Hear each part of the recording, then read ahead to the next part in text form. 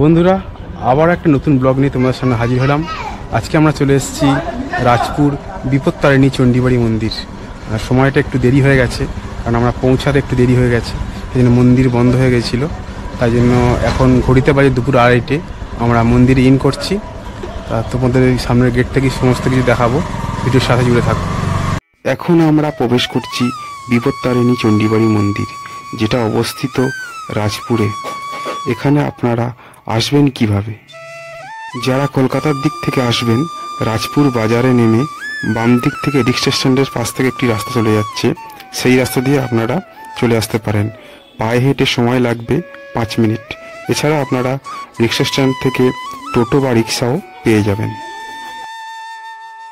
আমার ঠিক বাম দিকে এই ঘেরা জায়গাটি রয়েছে একটি ফোয়ারা। যেহেতু দুপুরবেলা এখন, তাই ফোয়ারাটা বন্ধ আছে। বেশ ছোটো ছোটো গাছ দিয়ে সুন্দর করে সাজানো, এবং ভিতরটা বেশ পরিষ্কার এবং পরিচ্ছন্ন। এখানে 2 হুইলার ও 4 হুইলার গাড়ি রাখার জন্য বিনামূল্যে সুব্যবস্থাও রয়েছে। সামনে দেখছেন অনেক 2 চাকা এবং 4 চাকা গাড়ি দাঁড়িয়ে রয়েছে। অতএব গাড়ি রাখার নিয়ে কোনো আপনাদের সমস্যা হবে না। এছাড়া এই মন্দিরের কোথায় কি আছে সমস্ত কিছু আপনাদের দেখাবো, ভিডিওর সাথে জুড়ে থাকুন। প্রতি বছর শিবরাত্রি উপলক্ষে এখানে একটি বিশেষ অনুষ্ঠানের আয়োজন করা হয়। এবছর অনুষ্ঠিত হবে, তারই বিজ্ঞপ্তি সামনে দেওয়া রয়েছে।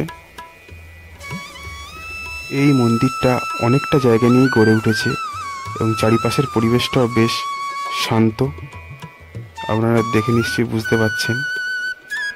এবার আমরা সামনে আস্তে আস্তে যাব। এখানে বিনামূল্যে জুতো রাখারও কিন্তু ব্যবস্থা রয়েছে। সামনেই ব্যাগ রাখা আছে, আপনারা এখান থেকে একটি ব্যাগ নিয়ে তার মধ্যে জুতো ভরে দিয়ে দেবেন।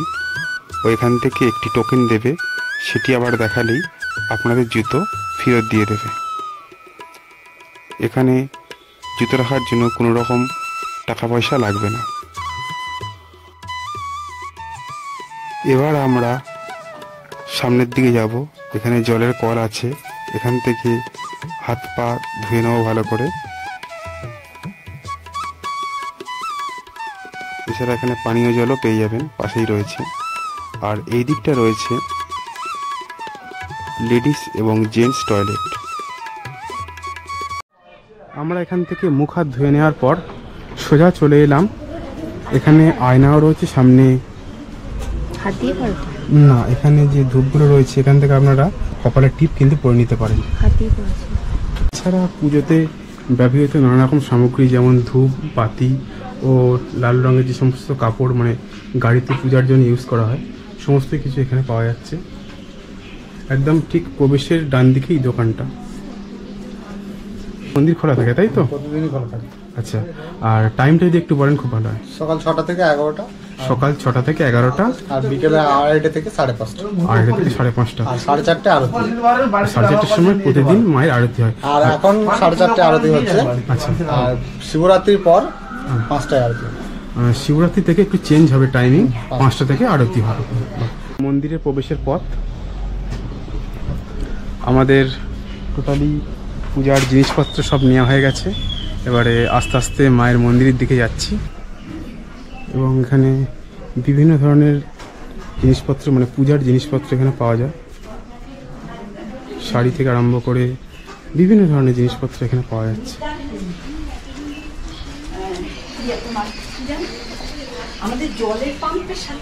এখানে কিছু কিছু জিনিস রয়েছে, রুলস রয়েছে। যেমন সামনে লেখা রয়েছে, মালা নিয়ে প্রবেশ করবেন না। মানে এই মন্দিরে কিন্তু ফুলের মালা নিয়ে কিন্তু প্রবেশ করা যাবে না। পুজোর প্রসাদ নিয়ে যেতে পারবেন, কিন্তু ফুলের মালা নিয়ে যেতে পারবেন না। আর এছাড়াও ধূপবাতি জ্বালার জন্য কিন্তু একটা নির্দিষ্ট স্থান রয়েছে, সেখানেই কিন্তু আপনাদের ধূপবাতি জ্বালাতে হবে। এবারে আমরা মন্দিরের মধ্যে প্রবেশ করছি, এবং এখানে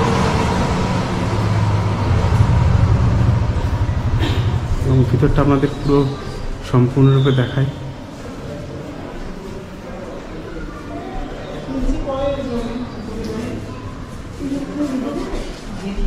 আমরা সিঁড়ি দিয়ে আস্তে আস্তে উপরের দিকে যাব।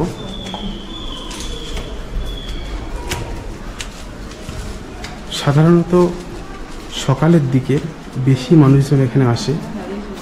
এখন দুপুরবেলা, তাই জন্য ভক্তগণ একটু তুলনামূলকভাবে কম আছে।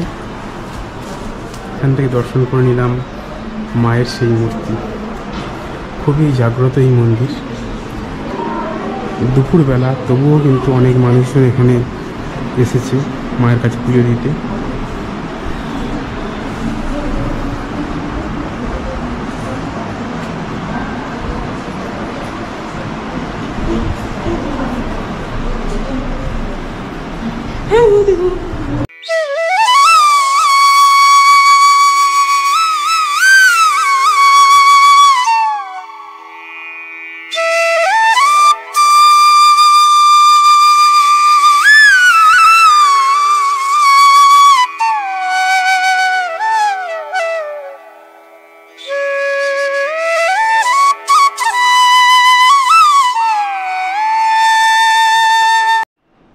আমি আস্তে আস্তে সামনের দিকে যাব।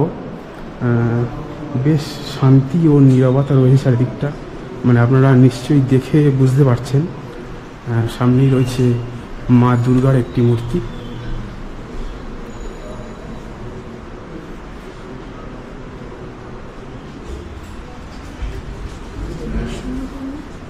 এটা হচ্ছে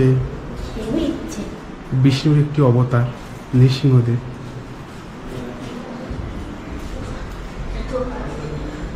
ঠিক তার পাশেই রয়েছে পরমাত্মা শ্রী গুরুদেব বাবা দুলাল ও পরমাত্মা শক্তি সাধনা দেবীর মূর্তি।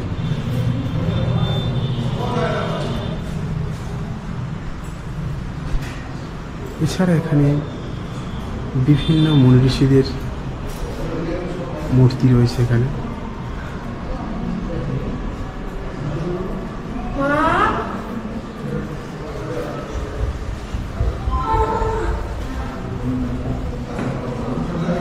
ঠিক এর পাশেই রয়েছে একটি সিদ্ধিদাতা গণেশের মূর্তি, আর পাশেই রয়েছে কিশোরী বানর। আপনারা যখন দুপুরের পূজা দিতে আসবেন, এভাবেই এখানে আপনাদের দুপুরের পূজা দিতে হবে। সামনে অনেক মানুষজন পূজা দিচ্ছে, আর এখানে রয়েছে মায়ের একটি ফটো। এছাড়া এই মন্দিরে আপনারা দেবীর বিভিন্ন ধরনের কিন্তু বাঁধানো ছবি পেয়ে যাবেন। আপনারা চাইলে এখান থেকে সংগ্রহ করতে পারেন। এখানে দেবীর বিভিন্ন ছবি রয়েছে। পেছনেও দেখছি অনেক বড় মাপেরই রয়েছে। এখানে বইও রয়েছে কিছু, মানে এখানকার যে সমস্ত এই বিপত্তারিণী চণ্ডীবাড়ির যে ইতিহাস, সমস্ত এই বইগুলোর মাধ্যমে আপনারা জানতে পারবেন।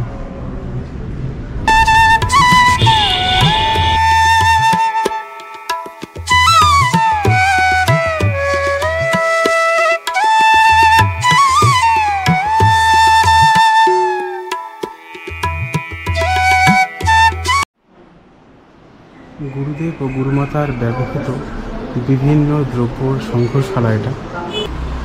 তারা যে সমস্ত দ্রব্য ব্যবহার করতেন পূজা অর্চনা ও সাধনার কাজে, সেগুলি এখানে রয়েছে।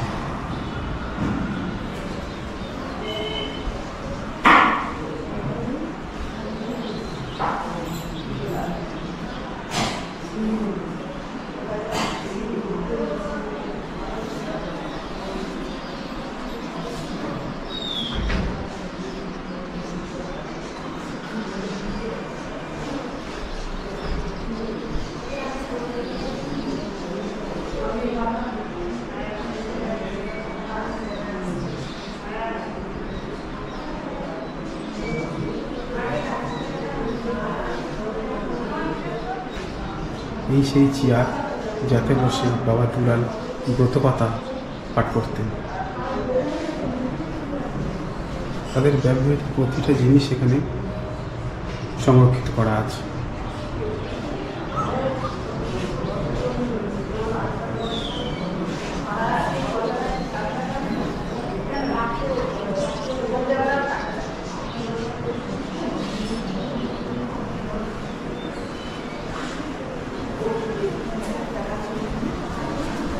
নিচে বিভিন্ন ধরনের দেবদেবীর মূর্তি রয়েছে, সেগুলো আপনাদের ঘুরে ঘুরে দেখাবো।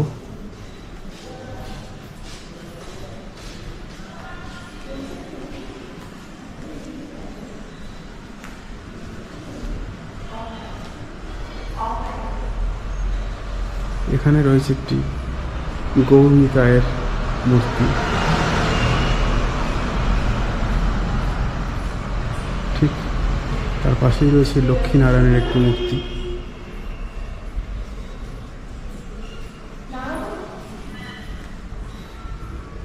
আর এখানে দেখানো হয়েছে রাম সীতা ও তারই প্রতিমূর্তি রয়েছে এখানে। ঠিক তার পাশে রয়েছে মা মনসা দেবীর একটি মূর্তি, বেশ বড় আকারের, এবং ঠিক তার পাশে রয়েছে মা শীতলার একটি মূর্তি।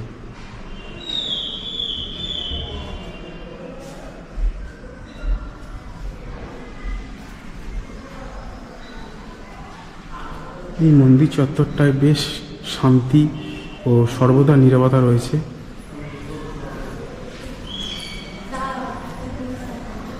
আস্তে আস্তে যাব রত্নবেদীর দিকে।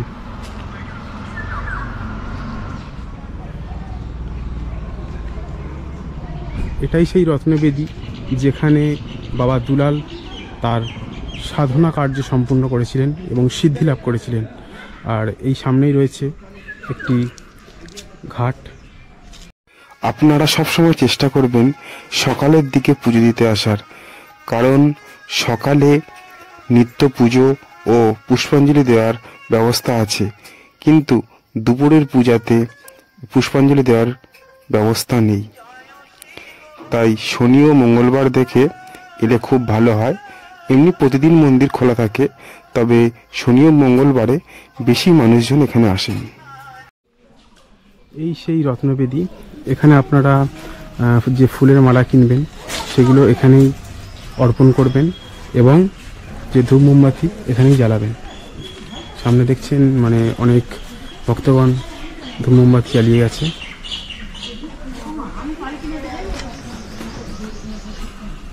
আর দেখছেন সামনে একটি বেদি রয়েছে এবং সেই বেদির মাঝখানে রয়েছে একটি বেলগাছ।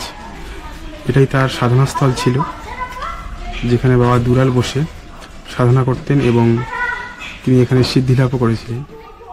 তাই জন্য এই জায়গাটাকে সংরক্ষিত করে রেখেছে।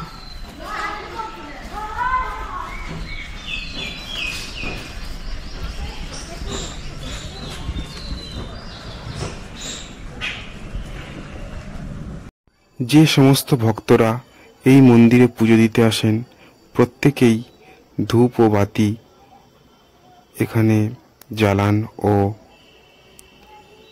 নিজেরা নিজেদের মনস্কামনা পূর্ণের প্রার্থনা করেন। আপনারা দেখছেন সামনে অনেক ভক্তগণ তারা ধূপবাতি ঘোরাচ্ছে, ও ধূপবাতি ঘোরানো হয়ে গেলে এই স্থানে ধূপবাতিগুলো রেখে দেবে। প্রতিদিন অনেক ভক্তই এখানে আসেন ও তাদের মনস্কামনা পূরণের জন্য প্রার্থনা করেন।